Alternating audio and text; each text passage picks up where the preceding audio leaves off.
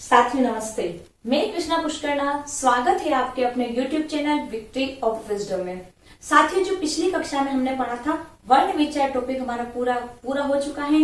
उससे जो महत्वपूर्ण 70 क्वेश्चन आंसर थे वो हमने सोल्व किए। वो विगत 10 वर्षों के पेपर में आए हुए थे। जैसे देख लो, महिला पर्यवेक्षक भर्ती में आए थे, एसआई भर्ती में आए थे, रीट देख लो, सेकंड ग्रेड है, बीएसटीसी, इन सभी पेपर में से जो क्वेश्चन आए थे वो मैंने आपको पिछली कक्षा में इस पर वार्ता कर ली थी। अगर आपने वो वीडियो नहीं देखा हो तो प्लीज आप एक बार हमारा वो वीडियो देखिए, क्योंकि वर्ण विचार, वर्ण ही भाषा की सबसे छोटी इकाई होती है। अगर वर्णों के बारे में पता नहीं होगा, वर्ण विचार के बारे में पता नहीं होगा, अल्प प्राण किसे कहते हैं, महाप्राण किसे कहते हैं, अघोष सघोष उच्चारण स्थान जब तक पता नहीं होगा तब तक हिंदी में आगे नहीं बढ़ सकते। तो आप पिछली कक्षा को पहले देख के फिर आगे की कक्षा देखिए। तो पिछले वीडियो में हमने वर्ण विचार टॉपिक कंप्लीट कर लिया था। आज हम पढ़ते हैं शब्द विचार कि शब्द क्या चीज होती है। वर्ण के बारे में पढ़ा था कि वर्ण भाषा की सबसे छोटी इकाई होती है। वर्ण भाषा की सबसे छोटी इकाई होती है। तो मैंने पिछली कक्षा में आपको एग्जाम्पल भी दिया था कि भाषा, जैसे कमल वर्ड बताया था मैंने, तो कमल की बात की मैंने क म ल। अगर एक एक वर्ण की बात करते हैं, अपन एक एक वर्ण की बात करते हैं तो उसका कोई सार्थक अर्थ नहीं निकलता। और अगर इस पूरे की बात करते हैं, कमल की बात, तो इसका एक सार्थक अर्थ निकलता है। कमल किसी का नाम हो सकता है, कमल का फूल होता है, तो एक सार्थक अर्थ निकलता है कमल से। तो आप याद रखना, भाषा की सबसे छोटी इकाई होती है वर्ण, और अर्थ के आधार पर पूछा आपको सबसे छोटी इकाई होती है तो क्या होता है, शब्द। और पूरा वाक्य मैंने बताया था कि कमल से खुशबू आती है। अगर भाव के आधार पर पूछे सबसे छोटी इकाई तो क्या होते हैं, वाक्य अपन जो पढ़ेंगे तब मैं फिर से बता दूंगी। तो आप लिखिए कि शब्द क्या चीज होती है। भाषा की सबसे छोटी इकाई, सार्थक इकाई, भाषा की सबसे छोटी, सार्थक भी है क्योंकि इसका एक सार्थक अर्थ निकल रहा है। सबसे छोटी सार्थक इकाई, सार्थक अर्थ निकल रहा है इसलिए ये होती है सार्थक इकाई। हाँ, आप लिखिए, नोट करिए, भाषा की सबसे छोटी सार्थक इकाई। अगर सार्थक इकाई पूछ ले तो होती है शब्द, तो होता है शब्द। अगर अर्थ के आधार पर पूछे, अर्थ के आधार पर पूछे, अर्थ के आधार पर भाषा की सबसे छोटी इकाई, क्योंकि इसका मैंने बताया अभी, भाषा वर्ण का कोई अर्थ नहीं निकलता है, ये शब्द है तो शब्द का एक सार्थक अर्थ निकलता है, इसलिए अपन ने कहा कि सार्थक इकाई। अगर क्वेश्चन एग्जामिनर पूछ ले आपको कि सब भाषा की सबसे छोटी या भाषा की सार्थक इकाई कौन सी है, तो कौन सी होगी, शब्द। अब बात करते हैं अर्थ के आधार पर। मैंने अभी बताया आपको कि वर्ण का कोई अर्थ नहीं निकलता है, अगर वो शब्द बन जाता है तो उसका एक सार्थक अर्थ निकलता है। तो लिखिए, अर्थ के आधार पर भाषा की सबसे छोटी इकाई क्या कहलाती है, शब्द। भाषा की सबसे, आप नोट करिए आराम से, भाषा की सबसे छोटी इकाई क्या कहलाती है, छोटी इकाई क्या कहलाती है, शब्द कहलाती है। आप आराम से नोट करिए। आया यहां तक समझ में? अगर भाषा, वर्ण क्यों पूछ ले आपको, भाषा की सबसे छोटी इकाई क्या कहलाती है, वर्ण। भाषा की सबसे छोटी सार्थक इकाई जिसका कोई सार्थक अर्थ निकलता हो वो कहलाती है अपनी शब्द। और अगर पूछे अर्थ के आधार पर भाषा की सबसे छोटी इकाई तो वो कहलाती है शब्द। यहाँ तक आया आपको समझ में? आप नोट करिए आराम से। अगर नहीं आया हो तो आप मुझे कमेंट बॉक्स में कमेंट करके बताइए, तो मैं आपको फिर से अगले वीडियो में इसको डिस्क्राइब करूंगी। अगला अब आगे पढ़ते हैं अपन। यहाँ तक समझ में आया हो तो आगे की तरफ बढ़ते हैं अपन। सबसे पहले मैंने बताया था वर्ण, वर्ण जो सबसे छोटा होता है वर्ण, ये मैंने बताया था आपको। वर्ण से मिलकर के छोटे एक एक दो दो वर्णों से मिलकर क्या बनती है, शब्द। शब्दों से मिलकर क्या बनते हैं, वाक्य या पद, और वाक्य या पद मिलकर क्या बनती है, हमारी भाषा। तो आइए लिखते हैं, वर्णों से मिलकर शब्द बनते हैं। आप नोट करते जाइए, शब्दों से मिलकर पद या वाक्य बनते हैं। पद या वाक्य कह सकते हैं इसको अपन। पद या वाक्य मिलकर के हमारी भाषा का निर्माण होता है। क्या बनती है, हमारी भाषा, जिसके बारे में अपन ने पढ़ लिया था पिछली कक्षा में कि भाषा क्या चीज होती है। तो देखिए, वर्णों से मिलकर शब्द बनते हैं, शब्दों से मिलकर पद या वाक्य बनते हैं, पद या वाक्य मिलकर के हमारी भाषा बनती है। आए यहाँ तक समझ में? अब आगे देखिए कि कि शब्द की डेफिनेशन क्या होती है, शब्द की परिभाषा क्या होती है। एक या एक से अधिक वर्ण जब मिलते हैं तो एक सार्थक ध्वनि उत्पन्न होती है, एक सार्थक अर्थ निकलता है, उसको क्या कहते हैं अपन, शब्द। तो आप नोट करिए, एक या एक से अधिक वर्णों के मेल से, एक या एक से अधिक वर्णों के मेल,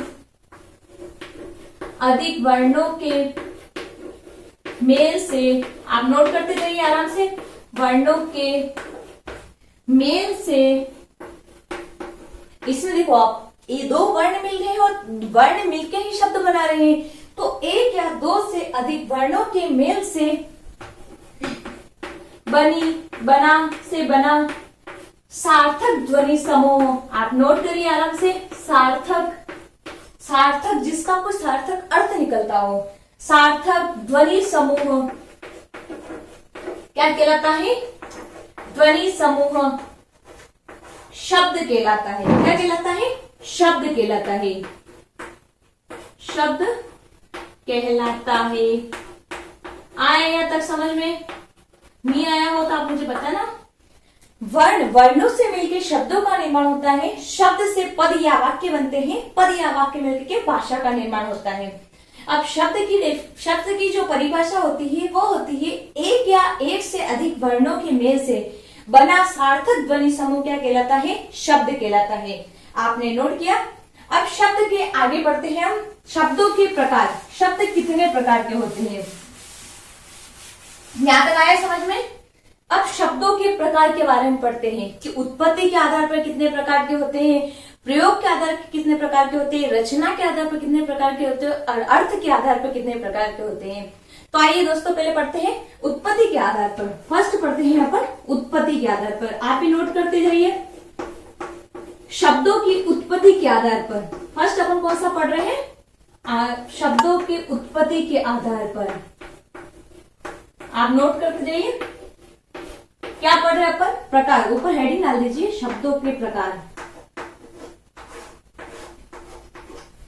उत्पत्ति के आधार पर शब्द कितने प्रकार के होते हैं? उत्पत्ति के आधार पर शब्द 5 प्रकार के होते हैं, तत्सम, तद्भव, देशज, विदेशी और संकर।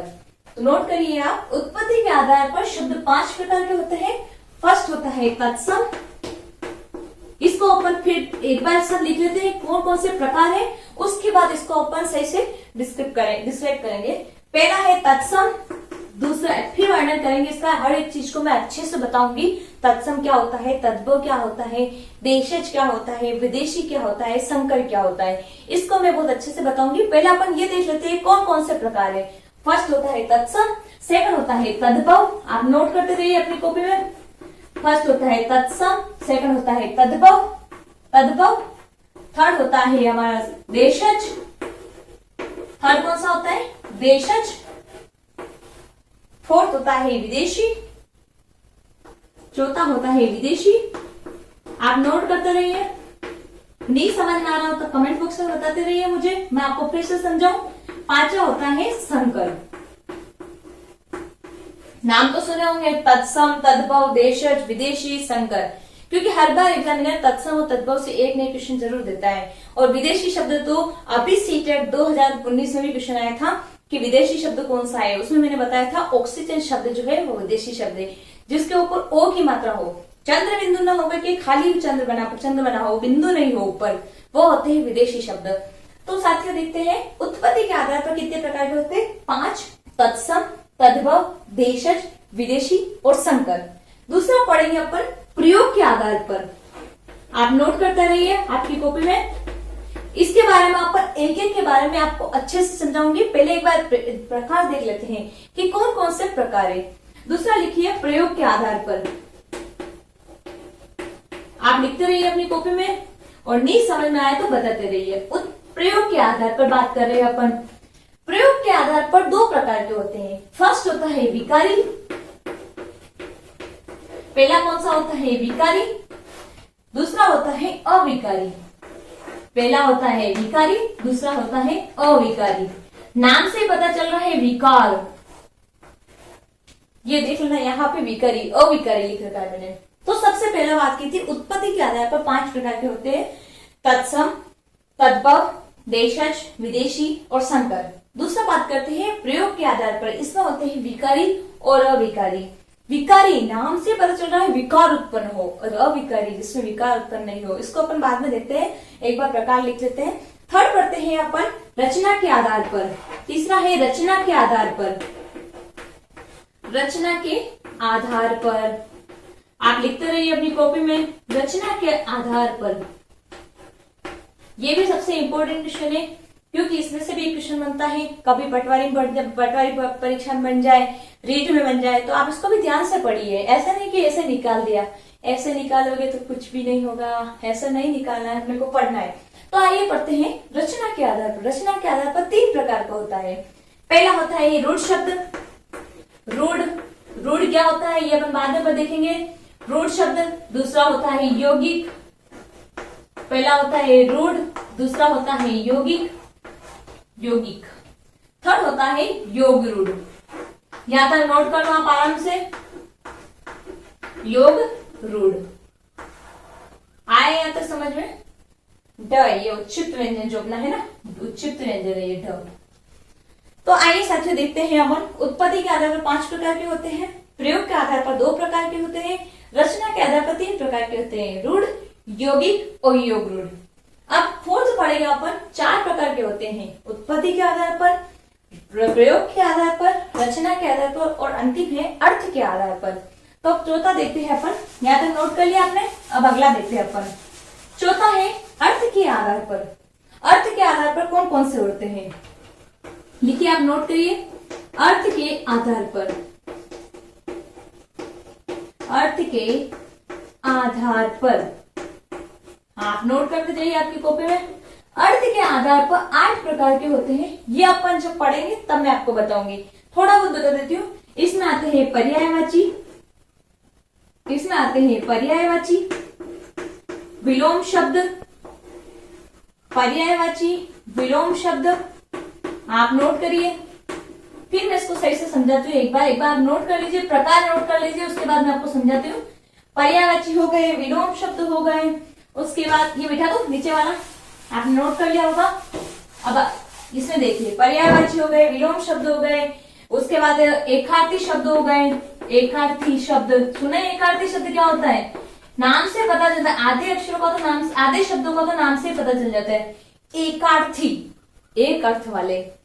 एकार्थी की बात कर ली अपन ने, एकार्थी शब्द हो गए। फिर ये अनेकार्थी शब्द, अनेकार्थी।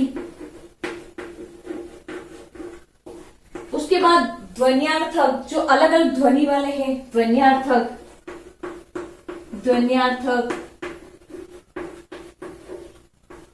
ध्वन्यार्थक हो गया, यह है वह, ध्यान रखना, यह ध्वन्यार्थक। उसके बाद अपन बात करते हैं लोकोक्ति, मुहावरे, लोकोक्ति।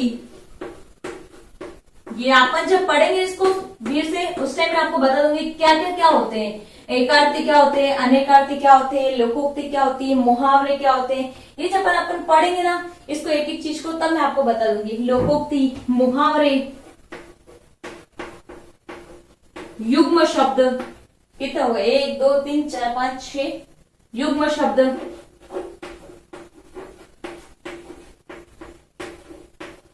और भिन्नार्थक शब्द। ये सब अपन जब एक एक टॉपिक को पढ़ाओगे, जैसे उत्पत्ति के आधार पर पढ़ेंगे, तत्सम पढ़ेंगे, तद्भव पढ़ेंगे, देशज, विदेशी, संकर, इनको पढ़ेंगे। फिर अपन विकारी और अविकारी देखेंगे। फिर रूढ़ शब्द, यौगिक, योग रूढ़ क्या होता है वो पढ़ेंगे। फिर अपन पढ़ेंगे अर्थ के आधार पर पढ़ेंगे अपन पर्यायवाची, विलोम शब्द, एकार्थी शब्द, अनेकार्थी शब्द, ध्वन्यार्थक, लोकोक्ति, मुहावरे, युग्म शब्द, भिन्नार्थक शब्द। नाम से पता चल रहा है भिन्नार्थक शब्द, भिन्न अर्थ वाले, भिन्नार्थक शब्द। अब एक एक चीज को अपन पढ़ेंगे कि क्या मतलब क्या चीज क्या होती है, मतलब एकार्थी क्या होता है, अनेकार्थी क्या होता है, हर एक का अपन सही से पढ़ेंगे। आप नोट कर लो आराम से। पर्यायवाची, विलोम शब्द, एकार्थी शब्द, अनेकार्थी शब्द, ध्वन्यार्थक शब्द, लोकोक्ति, मुहावरे, युग्म शब्द, भिन्नार्थक शब्द। यहाँ तक समझ में आ गया। अब अपन बात करते हैं प्रकार में। फर्स्ट पढ़ा था अपन उत्पत्ति के आधार पर। कौन सा पढ़ा था, फर्स्ट उत्पत्ति के आधार पर पढ़ा था अभी, तो आप लिखिए उत्पत्ति के आधार पर। फर्स्ट अपन पढ़ा था उत्पत्ति के आधार पर। इसको अब एक एक चीज को अपन सही से देखेंगे। उत्पत्ति के आधार पर नोट करते रहिए आप अपनी कॉपी में। उपपत्ति के आधार पर। यहां तक समझ में आया साथियों? नहीं आया हो तो बता देना कमेंट बॉक्स में। अगर आ गया हो तो बहुत अच्छी बात है, अगर आ गया हो तो बहुत अच्छी बात है। तो हमारे लिए उत्पत्ति के आधार पर बात करते हैं। फर्स्ट होता है तत्सम। कोई मुझे बताओ कि तत्सम और तद्भव में कैसे अंतर करते हो आप परीक्षा में? बताओ, किसी को कुछ पता हो तो तत्सम और तद्भव के बारे में। तो चलो मैं ही बता देती हूँ आपको। तत्सम क्या होता है? तत्सम संस्कृत वर्ण होता है। जैसे संस्कृत में जो वर्ण होते हैं ना, संस्कृत के जो भी शब्द लिखे जाते हैं वो तत्सम होते हैं, और हिंदी में जो लिखे जाते हैं वो तद्भव होते हैं। आपको ज्यादा कुछ याद नहीं रखना है, आपको ये याद रखना है कि जैसे कोई वर्ण पहली बार पढ़ा हो, कोई शब्द पहली बार पढ़ा हो, जैसे हो गया उष्ट। उष्ट मतलब होता है ऊंट। और जैसे कर्ण मतलब होता है कान, जीवा जीभ। तो जो संस्कृत के जो शब्द होते हैं वो होते हैं तत्सम। तत्सम शब्द संस्कृत के होते हैं, तद्भव हिंदी के शब्द होते हैं। तो तत्सम और तद्भव में सबसे मेन डिफरेंस यही है। पहले यही ध्यान रखना कि अगर संस्कृत में आया तो तत्सम है और हिंदी में है तो तद्भव है। जैसे अपन देखते हैं जीहा, जीवा। तो जीहा को अपन क्या कहते हैं? ये संस्कृत का शब्द है और हिंदी में इसको कहते हैं जीभ। तो आइए देखते हैं, अपन लिखते हैं इस तत्सम में लिखते हैं कि जिसमें जो का त्यो शब्द रहता है, मतलब जो का त्यो शब्द रहता है। इसमें क्या रहता है? शब्द जो का त्यो लिखा जाता है। देखिए आप, शब्द जो का त्यो लिखा जाता है। जो का त्यो लिखा जाता है। जो का त्यो लिखा जाता है। और ये मेन क्या होता है? संस्कृत के शब्द होते हैं। आप लिखते रहिए, शब्द जो का त्यो लिखा जाता है। किसमें? तत्सम में। और इसे संस्कृत का, मैंने बताया अभी आपको कि संस्कृत का शब्द होता है। तो लिखिए आप, संस्कृत का शब्द होता है। तत्सम जो होते हैं ये संस्कृत के शब्द होते हैं। संस्कृत हमारी प्राचीन भाषा है, संस्कृत के शब्द होते हैं। आपको अगर कंफ्यूज हो रहे हो तो ये देखना कि जो शब्द पहली बार सुने हो वो तत्सम होते हैं। जो तत्सम जो अलग से सुने होते हैं वो तत्सम शब्द होते हैं। तो संस्कृत के शब्द होते हैं। आप नोट करते रहिए अपनी कॉपी में। जैसे एग्जाम्पल के तौर पर देखिए, अपन उदाहरण देखिए इसके। उदाहरण क्या क्या होते हैं? आप संस्कृत के शब्द बताओ। जैसे संस्कृत के शब्द होते हैं, जैसे मैंने बताया अभी, उष्ट।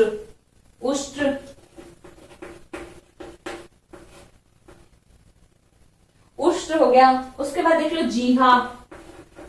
जीहा मतलब अपने जीभ, वो अपन हिंदी में लिखते हैं जीभ और संस्कृत में लिखा जाता है जीहा।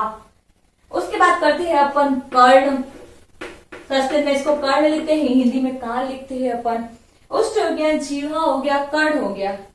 आया तक समझ में? शब्द जो का त्यो लिखा जाता है और इससे संस्कृत के शब्द होते हैं। जैसे अपन देखा उष्ट, कर्ण, जीवा, चंद्र। चंद्र को अपन कहते हैं चांद, हिंदी में कहते हैं चांद और संस्कृत में कहते हैं चंद्र। आप नोट करते रहिए। चंद्र। आम जो होता है इसको कहते हैं आम्र, संस्कृत में कहते हैं आम्र। तो जो शब्द पहली बार सुने होते हैं वह सब शब्द क्या कहलाते हैं? तत्सम शब्द। तो आप नोट करते रहिए तत्सम शब्द क्या क्या होते हैं। आया यहां तक समझ में? अगर नहीं आया हो तो मुझे बताते रहना आप। अब अगला पढ़ेंगे अपन तद्भव। तत्सम आया समझ में? फिर इसको जो मैं अलग से क्लास लूंगी तत्सम और तद्भव की, उसमें और अलग से बता दूंगी आपको। यहाँ अपन शब्द के आधार पर पढ़ रहे हैं तो यहाँ देख लेते हैं तत्सम क्या होता है। शब्द जो का त्यो लिखा जाता है। संस्कृत के शब्द होते हैं। उदाहरण जैसे उष्ट, जीवा, कर्ण, चंद्र और आम्र। यहाँ तक आए समझ में? फर्स्ट तत्सम। अब सेकंड पढ़ेंगे अपन तद्भव। तद्भव क्या होते हैं ये पढ़ेंगे अपन। सेकंड होता है तद्भव।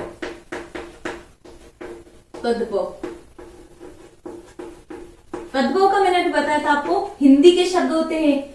हिंदी के शब्द होते हैं ये। संस्कृत के शब्द कौन से होते हैं? तत्सम।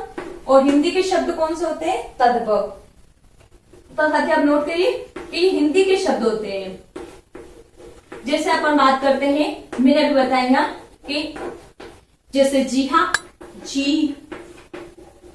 जीभा, ये कौन सा शब्द है और ये जीभ कौन सा शब्द है। आप अपनी कॉपी में नोट करिए, फिर मैं बताती हूँ ये दोनों कौन से शब्द है। जीवा कौन सा है और जीभ कौन सा शब्द है। आप अपनी कॉपी में नोट करिए, फिर मैं बताती हूँ। अगर आपने सही नोट किया तो आपको तत्सम और तद्भव में डिफरेंस करना आ गया है। तो बात करते हैं जीवा की। तो जीवा संस्कृत का शब्द है, संस्कृत का। तो ये कौन सा हुआ? तत्सम। तत्सम शब्द, और ये जीव जो है वो हिंदी का शब्द है, तो ये कौन सा हुआ? तद्भव। आया यहाँ तक समझ में? अब तत्सम और तद्भव में कंफ्यूजन नहीं होना चाहिए आपको। कोई से ऐसे शब्द हो सकते हैं जिनमें आप कंफ्यूज हो सकते हो, परंतु बहुत सारे शब्द अपने देख के पता चल जाता है। जो पहली बार सुने होते हैं वो होते हैं तत्सम, और बाकी होते हैं वो होते हैं तद्भव। तो जैसे जीवा और जीव में तत्सम और तद्भव। अब मैं लिखती हूँ, आप अपनी कॉपी में सही करते रहना। चंद्र और होता है चांद, नोट करते रहो आप, ये आप अपनी कॉपी में सही करोगे। चंद्र और चांद कौन सा तद्भव है और कौन सा तत्सम है? कर्ण और कान। मैं एक एक की कॉपी चेक करूंगी, आप नोट करते जाइए। इनमें तत्सम कौन सा है और तद्भव कौन सा है? आए यहाँ तक समझ में? चंद्र कौन सा है? तत्सम है तद्भव है, वो आप लिखना। चांद कौन सा है? तत्सम है तद्भव है, आप लिखना। कर्ण कौन सा है? कान कौन सा है? आए यहाँ तक समझ में? तत्सम और तद्भव में आप एक भी क्वेश्चन अपना गलत नहीं होना चाहिए। अब थर्ड बात करते हैं अपन देशज शब्द। दो समझ में आ गए, तत्सम और तद्भव समझ में आ गए आपको। अब थर्ड बात कर रहे हैं अपन देशज शब्द कि देशज क्या होते हैं। थर्ड आप नोट करिए, आप भी साथ के साथ मेरे। अगर आप साथ के साथ नोट नहीं कर रहे, नहीं लिख रहे हो तो कोई बात नहीं, आप समझ के ऐसा लीजिए कि बाद में आराम से पढ़ सके। तो देशज की बात कर रहे हैं अपन। देश, नाम देश, अपना देश, अपन कहाँ रहते हैं वो देश। और ज का मतलब होता है जन्म लेने वाला है, जन्म देने वाला, जन्म लेने वाला, जन्म लेने वाला है। अपन ने फर्स्ट बात की थी, तत्सम शब्दों की बात की थी। सेकंड बात कर रहे हैं अपन तद्भव शब्द की बात की थी, और थर्ड बात कर रहे हैं अपन देशज शब्द की बात कर रहे हैं। देशज तो देश में जन्मने वाले वाला, यहाँ की जनता, अपन जैसे अपन है, अपने द्वारा नए नए शब्द गढ़ लिए जाते हैं। अपन हर मतलब अपनी बोली के अनुसार अपन अपने शब्द बना लेते हैं। जैसे एक बात वो बताओ, अपन काम करते कुएं पे, खुरपा, खुरपा, खुरपा कोई शब्द नहीं होता हिंदी का, पर वो क्या है अपन देशी बोलचाल में वो बोलते हैं। तो ये जो देशी शब्द होते हैं वो यहाँ की जनता के द्वारा गढ़ लिए जाते हैं। तो लिखिए आप, ये जनता के द्वारा गढ़ लिए जाने वाले शब्द है। जनता के द्वारा, जनता के द्वारा गढ़ लिए जाने वाले शब्द क्या कहलाते हैं? देशज। गढ़ लिए जाने वाले शब्द, लिए जाने, आप लिखते जाइए अपनी कॉपी में। गढ़ लिए जाने वाले शब्द क्या कहलाते हैं? देशज। मतलब देश में जन्म लेने वाले, बाहर से नहीं आए, ये खुद की अपनी जनता के द्वारा गढ़ लिए जाते हैं। उदाहरण के लिए जैसे मैंने बताया खुरपा, खुरपा एक अपन पानी पीते हैं, लोठा, लोठा भी कोई बाहर से नहीं आया हुआ है, अपन ही बनाया है। एक अपन कहते हैं गड़बड़, गड़बड़ हो गई, और यार मेरे साथ तो बहुत गड़बड़ हो गई, गड़बड़ कोई बाहर से नहीं आया, ये वर्ड अपन, ये शब्द अपन ही बनाया है। तो आप लिखिए, उदाहरण लिखिए इसके आराम से। उदाहरण में बात करते हैं तो जैसे एक लोठा, लोठा हो गया, खुरपा हो गया, आप नोट करिए, लोठा हो गया, खुरपा। और भी जो आपको आते हैं कि जो हमने बनाए, मतलब पहले से नहीं है, तो आप उनको नोट करिए। लोठा हो गया, खुरपा हो गया। अब जैसे बनाया गड़बड़, गड़बड़ अपन ही कहते हैं कि मेरे साथ तो बहुत गड़बड़ हो गई, मेरे पेपर, अधिकतर लोगों बच्चों की क्या होती है, पेपर में गड़बड़ होती है कि मेरे साथ यार गड़बड़ हो गई, मेरा पेपर छूट गया। बाकी कोई गड़बड़ नहीं होती है, बस एक पेपर ऐसी चीज है जिसमें गड़बड़ जरूर होती है। मेरे साथ भी होती थी, वह ऐसा नहीं था आपके लिए कह रही हूँ, मेरे साथ भी गड़बड़ होती थी। तो आइए लिखते हैं लोठा, खुरपा, गड़बड़, गड़बड़। और भी आपको जो जो शब्द आते हैं कि जो हमने बनाए हैं, तो आप लिखते रहिए। जन्म लेने वाला मतलब देश में जन्म लेने वाला, जनता के द्वारा गढ़ लिए जाने वाले शब्द क्या कहलाते हैं? देशज शब्द। उदाहरण के लीजिए, लिखिए लोठा, खुरपा, गड़बड़। जैसे उठपटांग, अपन नहीं कहते वो उठपटांग हरकतें करता है, तो उठपटांग शब्द भी अपन ने बनाया, कोई हिंदी का शब्द नहीं है। तो लिखिए उठपटांग, उठपटांग, उठपटांग, ये लिखते रहिए आप, उठपटांग। सॉरी गलत लगा दी ये, सॉरी पटांग पे लगेगी ये मात्रा। आप नोट करिए कि खुरपा, लोठा, गड़बड़ और उठपटांग। आया था समझ में? तत्सम शब्द समझ में आ गए, तद्भव आ गए, देशज आ गए। अब अगला पढ़ेंगे अपन विदेशी शब्द। विदेशी, चौथी बात करते हैं अपन विदेशी शब्दों की। विदेशी शब्द क्या होते हैं? ये जब मैंने वर्ड पढ़ाए थे तब भी आपको बताया था कि विदेशी शब्द क्या होते हैं। विदेशी शब्द, विदेशी शब्द। विदेशी शब्द क्या होते हैं? संस्कृत और हिंदी के अलावा जो भी शब्द बाहर से आए हुए हैं वो क्या कहलाते हैं? विदेशी शब्द कहलाते हैं। अपन ने पीछे वर्ण विचार टॉपिक में बात की थी विदेशी शब्द कौन कौन से हैं। मैंने बताया था क, ख, ग, ज, फ। फिर मैंने कहा था कि आपने हिंदी व्याकरण जो है वो 3 को ही मानती है, ख, ज, फ। और एक वो जो चंद्रमा ओ की ध्वनि जो निकलती है ऊपर चंद्र बिंदु, चंद्रमा निकलता है, बिंदु नहीं लगता है, वो वर्ण भी कहां से आए हैं? विदेशी शब्द है। तो अपन ने बात की थी ऑक्सीजन हो गया, जैसे डॉक्टर हो गया, हॉस्पिटल हो गया, तो ये सब कौन सी वर्ड है? विदेशी शब्द है। तो आइए लिखते हैं हिंदी व संस्कृत के अलावा, हिंदी व संस्कृत शब्द विषय जो है, हिंदी व संस्कृत भाषा के अलावा, हिंदी व संस्कृत भाषा के अलावा जो भी शब्द अलावा जो भाषा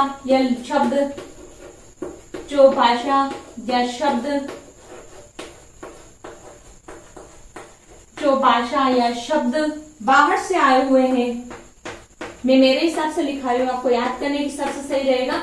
बाहर से आए हुए उनको क्या कहते हैं? उनको क्या कहते हैं? विदेशी शब्द। हिंदी व संस्कृत के अलावा दूसरे देशों की भाषाओं के वे शब्द जो हिंदी में प्रयुक्त होते हैं, आए हुए शब्द अलावा जो भाषा या शब्द बाहर से आए हुए, हिंदी व संस्कृत भाषा के अलावा जो भाषा या शब्द बाहर से आए हुए और हिंदी में प्रयुक्त होते हैं। किसमें प्रयुक्त होते हैं? हिंदी में प्रयुक्त होते हैं, उसको क्या कहते हैं अपन? विदेशी शब्द। आप नोट करते रहिए, अगर नहीं समझ में आ रहा हो तो वापस पूछ सकते हो, मैं फिर से इसको बताऊंगी। प्रयुक्त होते हैं उसको क्या कहते हैं अपन? विदेशी शब्द। आए यहाँ तक समझ में? देशज क्या होता है? देश में जन्म लेने वाला। विदेश क्या होता है? विदेश। अपन कहते हैं वो जो गोरे गोरे लोग आते हैं उनको कहते हैं अपन विदेशी लोग आए हैं, तो वो बाहर से आते हैं तो उनको कहते हैं विदेशी। और अपन यहाँ के देश के तो अपन कहते हैं हम तो देशी है। तो यहाँ तक समझ में आया आपको? विदेशी शब्द हिंदी व संस्कृत भाषा के अलावा जो भाषा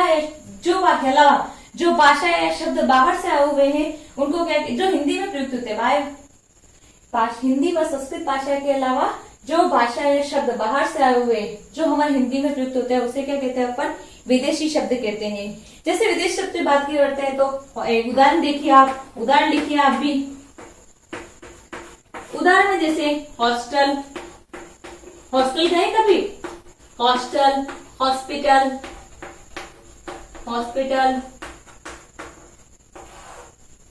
गए कभी? हॉस्टल, ऑक्सीजन,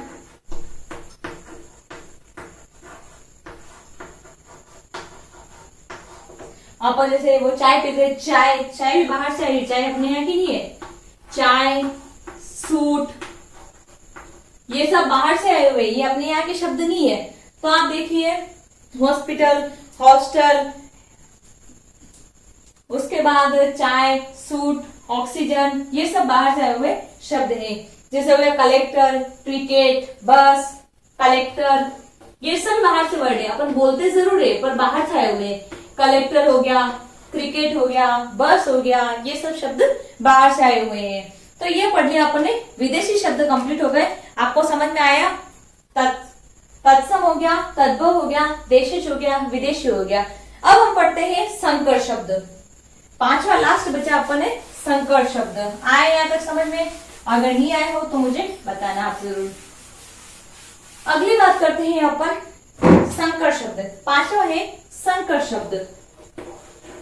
संकर, नाम से पता चला संकर, जिनमें एक या दो भाषाओं का उपयोग होता है। एक या दो भाषाओं से मिलकर बने शब्द क्या कहलाते हैं? संकर शब्द कहलाते हैं। तो लिखिए एक या दो भाषाओं से मिलकर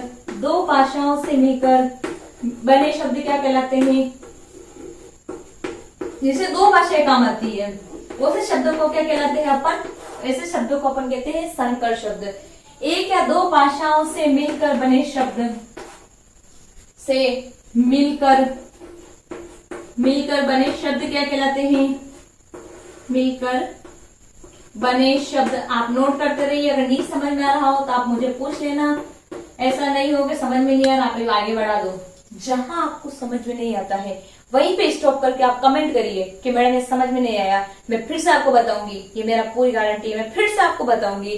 अगर मुझे उसके लिए 1 घंटा देना पड़े, 2 घंटे देना पड़े, पर आपको समझ में जरूर आना चाहिए। तो देखो, संकर शब्द क्या किसे कहते हैं? एक या दो भाषाओं से मिलकर बना शब्द क्या कहलाता है? भाषाओं से मिलकर बने शब्द क्या कहलाते हैं? संकर शब्द कहलाते हैं। अपन जैसे बात करते हैं नेक नियत, नेक नियत, अपन नेक नियत, आप बात लिखिए, एग्जाम्पल लिखिए, इसके उदाहरण लिखिए। नेक नियत, आप उदाहरण लिखते रहिए, फिर मैं बताती हूँ आपको क्या आगे क्या है। नेक नियत शब्द की बात कर रहे थे, तो ये नेक शब्द जो है, ये नेक शब्द ये फारसी का शब्द है, फारसी। और ये जो अपना ये बात करते हैं फारसी का शब्द है। और नियत जो शब्द है, नियत शब्द ये है अरबी का शब्द है, अरबी जो भाषा होती है उसका शब्द है। तो इसका एग्जांपल दो भाषाएं की बात करना अपन ने, ठीक है, आया समझ में? एक या दो भाषाओं से मिलकर बने शब्द क्या कहलाते हैं? संकर। इसमें एक भाषा नहीं होती है, दो भाषाएं मिलकर के शब्दों का निर्माण करती है। जैसे अपन देखते हैं रेलगाड़ी, रेल जो होता है वो इंग्लिश का शब्द, अंग्रेजी शब्द है, और गाड़ी जो होता है वो हिंदी शब्द है। तो आप नोट करिए इसमें आराम से। एक या दो भाषाओं से मिलकर बने शब्द कहलाते हैं संकर। रेलगाड़ी का भी लिख ही देते हैं अपन, रेलगाड़ी, रेल गाड़ी। रेल की बात करते हैं तो रेल है अंग्रेजी शब्द है। कौन सा शब्द है रेल? अपन को पता है, इतने दिन आपको पता था कि रेल कौन सा शब्द है? अंग्रेजी शब्द है रेल, रेल अंग्रेजी शब्द है। और गाड़ी जो है वो हिंदी शब्द है। गाड़ी कौन सा शब्द है? हिंदी। तो रेलगाड़ी भी पूरा हिंदी शब्द नहीं है, ये ध्यान रखना। तो बात की अपने तत्सम की बात की, तद्भव की उत्पत्ति के आधार पर तत्सम की बात की, तद्भव की बात की, उसके बाद देशित पढ़ा, विदेशी पढ़ा, और पांचवा पढ़ा अपन ने संकर। यहाँ तक आपको कोई समझने में कोई प्रॉब्लम हुई हो या दिक्कत हुई हो तो आप मुझे कमेंट बॉक्स में बता सकते हो। अब दूसरा पढ़ेंगे अपन प्रयोग के आधार पर। दूसरा कौन सा पढ़ेंगे अपन? प्रयोग के आधार पर। यहाँ तक आया समझ में आपको? दूसरा पढ़ेंगे अपन प्रयोग के आधार पर। कि प्रयोग के आधार पर फर्स्ट पढ़ा था उत्पत्ति के आधार पर, देशज, विदेशी, तत्सम, तद्भव और संकर। ये अपन ने पढ़ लिया था उत्पत्ति के आधार पर। सेकंड पढ़ते हैं अपन प्रयोग के आधार पर। आप नोट करिए आपकी कॉपी में, सेकंड है प्रयोग के आधार पर। उत्पत्ति के आधार पर अगर आपको समझ में नहीं आया हो तो आप कमेंट बॉक्स में मेरे को बताना, मैं आपको फिर से बताऊंगी। सेकंड पढ़ते हैं अपन उत्पत्ति के आधार पर। सेकंड पढ़ते हैं प्रयोग के आधार पर। उत्पत्ति के आधार पर पढ़ लिया था, अब प्रयोग के आधार पर। इसमें फर्स्ट होता है विकारी। फर्स्ट है विकारी, जैसे नाम से पता चल रहा है विकार उत्पन्न होता हो। वे शब्द जिनका रूप, लिंग, वचन, क्रिया, कारक के अनुसार इनका रूप चेंज परिवर्तित होता हो, ऐसे शब्द क्या कहलाते हैं? विकारी शब्द। अब आप सोच रहे होंगे कैसे विकार कैसे उत्पन्न होता है, विकार क्यों उत्पन्न होता है? तो ये मैं आपको बताऊंगी, तो आप नोट करिए। वे शब्द जिनका रूप, आप नोट करते जाइए, फिर मैं इसको वापस समझाती हूँ आपको। वे शब्द जिनका रूप, लिंग, वचन, क्रिया, कारक के अनुसार परिवर्तित होता हो, वे शब्द जिनका रूप, लिंग, वचन, क्रिया, कारक के अनुसार परिवर्तित होता हो, आप नोट करते जाइए, आपको समझ में नहीं आ रहा तो बोलिए। होता हो या विकार उत्पन्न होता हो, या क्या होता हो? विकार उत्पन्न होता है, इस शब्द क्या कहलाते हैं? विकार उत्पन्न होता है। वे शब्द जिनका रूप, लिंग, वचन, क्रिया, कारक के अनुसार परिवर्तित होता है या विकार उत्पन्न होता है, ऐसे शब्द क्या कहलाते हैं? विकारी शब्द कहलाते हैं। अब आप में क्या मन में डाउट होगा कि कैसे लिंग वचन क्रिया कारक के अनुसार इनमें विकार उत्पन्न होता है। तो मैं बताती हूँ, जैसे मैं जाऊंगी, अभी नहीं जा रही हूं मैं जाऊंगी और मैं थोड़ी देर बाद जाऊंगी। एक तो मैं जाऊंगी और थोड़ी देर बाद जाऊंगी, तो काल का समय का डिफरेंस हुआ क्या हुआ, मैं जाती हूँ और मैं थोड़ी देर बाद जाऊंगी। मैं जाती हूँ, जाना, और एक जाऊंगी, तो काल चेंज हो गया। ये देखो, काल के अनुसार ऐसे मतलब विकार उत्पन्न होता है। उसके बाद आता है जिसे वह जाती है और वह जाता है, तो लिंग के अकॉर्डिंग, लिंग जैसे वह जाता है तो लड़का और वह जाती है तो लड़की, तो दोनों में लिंग के अनुसार क्या हुआ, विकार उत्पन्न हुआ। तो ऐसे शब्द क्या कहलाते हैं, विकारी शब्द। लिंग वचन जैसे लड़की जाती है और लड़कियां जा रही है, तो लड़कियां और लड़कियों के अकॉर्डिंग वचन के अनुसार लिंग वचन के अनुसार विकार उत्पन्न हो जाता है। तो लिंग वचन कारक या काल के अनुसार परिवर्तित होता हो जिनका रूप, ऐसे शब्द क्या कहलाते हैं, विकारी शब्द। आया यहाँ तक समझ में। इसके जो उदाहरण है वो लिखते हैं संज्ञा, आप लिखिए, नोट करिए उदाहरण। विकारी शब्द कौन कौन से होते हैं, एक तो होता है संज्ञा, एक होता है सर्वनाम, आप नोट करिए, संज्ञा, सर्वनाम, क्रिया और विशेषण, ये कौन से होते हैं, विकारी शब्द। आए यहाँ तक समझ में। विकार कैसे उत्पन्न होता है, काल के अनुसार, कारक के अनुसार और लिंग और वचन के अनुसार विकार उत्पन्न होता है। ऐसे शब्द क्या कहलाते हैं, विकारी शब्द कहलाते हैं। आप नोट करिए, वे शब्द जिनका रूप लिंग वचन क्रिया कारक के अनुसार परिवर्तित होता है या विकार उत्पन्न होता है, ऐसे शब्द कहलाते हैं विकारी। उदाहरण जैसे संज्ञा, सर्वनाम, क्रिया, विशेषण। ये हो गया विकारी शब्द। यहाँ तक नोट कर लिया आपने, समझ में आया आपको। अब दूसरी बात करते हैं अविकारी शब्द। सेकंड बात करते हैं अपन अविकारी शब्द। अविकारी की बात करते हैं, वे शब्द, नाम से पता चल रहा है अ मतलब नहीं, तो वे शब्द जिनका रूप लिंग वचन क्रिया कारक के अनुसार परिवर्तित नहीं होता है, उसे क्या कहते हैं अपन, अविकारी। तो आप नोट करिए, वे शब्द आप नोट करते जाइए, वे शब्द जिनका रूप, अगर समझ में नहीं आ रहा हो तो मुझे बताते जाना, वे शब्द जिनका रूप लिंग वचन कारक या क्रिया के अनुसार,